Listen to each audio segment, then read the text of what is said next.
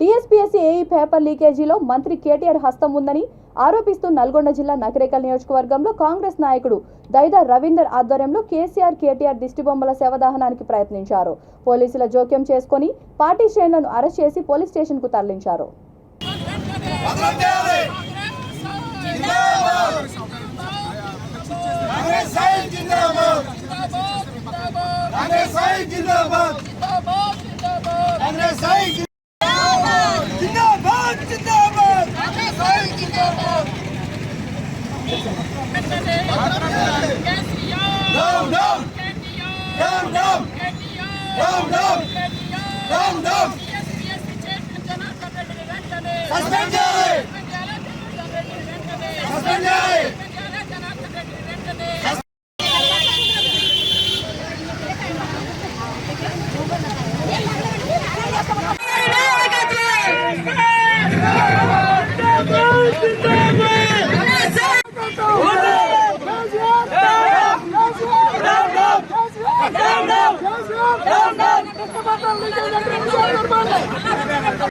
విద్యార్థులకు అంతా కూడా మాకు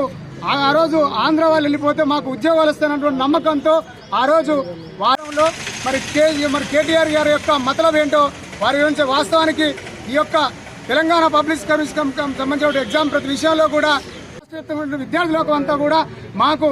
ఆ రోజు ఆంధ్ర వాళ్ళు వెళ్ళిపోతే మాకు ఉద్యోగాలు వస్తాయన్నటువంటి నమ్మకంతో ఆ రోజు